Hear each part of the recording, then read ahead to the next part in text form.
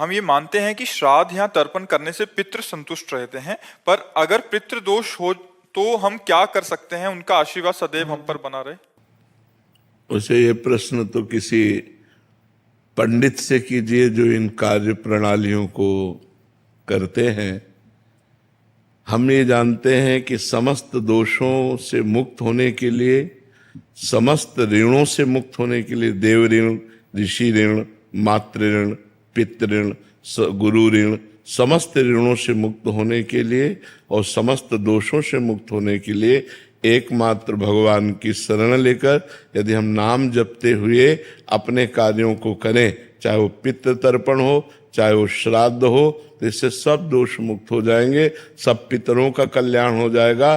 सात तरति सा लोकांतार्यति, वो स्वयं तर जाता है, स्वयं तर जाता है, लोगों को तार देता है, जो अपने चित्त को भगवान में अर्पित कर देता है, जो निरंतर नाम जप करता है, भगवान की शरण में है। ये उपाय तो हम जानते हैं, लेकिन अब जो शास्त्रीय पद्धति से पितृ तर्पण श्राद्ध ये कभी करवाया नहीं है, बाबा जी रहे हैं, तो किसी आचार्य पंडित जो करवाते हैं उनसे पूछ लीजिए।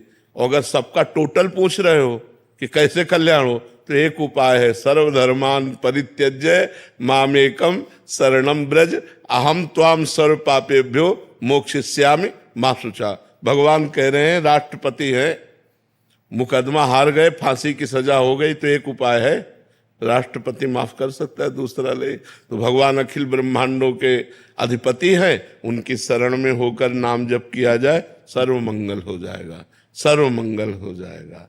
तो इसलिए हमारे तो यही उपाय पता है। अगर और छोटे मोटे उपाय जानने हो तो किसी आचार्य से मिलो जो आपको ऐसे उपाय बताए, हमको तो इसका ज्ञान है नहीं जी। अजीत दुबे जी। राधा वल्लभ श्री हरिवंश। श्री हरिवंश महाराज जी। महाराज जी, क्या नाम जप करने से बिगड़े हुए कार्य में सफलता पाई जा सकती है? बिल्कुल बिल्कुल, यही तो एक उपाय है जो बिगड़े हुए कार्य को संभाल दे, यही उपाय है, दूसरा कोई उपाय नहीं। भगवान का नाम जब सब बिगड़ी बना देता है, आप जप के देख लो। लेकिन ध्यान रखो, बिगड़ा है 100 ग्राम और भजन है 1 ग्राम, तो अभी बिगड़ी नहीं बनेगी। जब 100 के ऊपर, 100 ग्राम के ऊपर भजन बढ़ेगा, तब आपको फटाफट सब कुछ बनता नजर आएगा। अब होता है कि हमारा पाप है 500 ग्राम और भजन 5 ग्राम है, मान लो हम मानते हैं आप करते हो, तो आपको अनुभव में नहीं आएगा, आनंद अनुभव में नहीं आएगा, क्योंकि जब तक संपूर्ण पाप नष्ट नहीं हो जाएगा तब तक भगवदानंद का अनुभव नहीं होता। इसीलिए कुछ लोग थोड़े दिन भजन करते हैं और देखते हैं कि लाभ तो मिल नहीं रहा, नुकसान हो रहा है। नहीं, भजन तो लाभ दे रहा है, वो आपके पूर्व पापों का नाश कर रहा है, आपका मंगल कर रहा है। भजन कभी व्यर्थ नहीं जाता, अविनाशी परमात्मा का सुमिरन भजन कभी व्यर्थ नहीं जाता।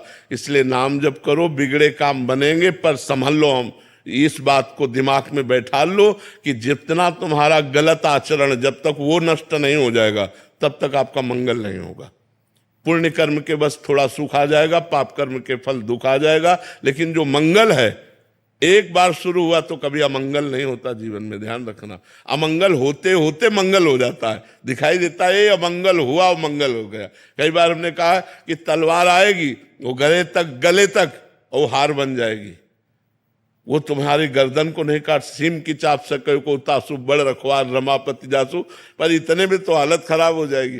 बस उसी में हालत खराब ना हो तो वही भक्त है, वही भगवान का भक्त। बड़ी कठिन बात है ये, बड़े लीला बिहारी भी हैं, बड़े लीला बिहारी। हरी तेरी गति लखना पर है, सारा खेल उन्हीं का चल रहा है।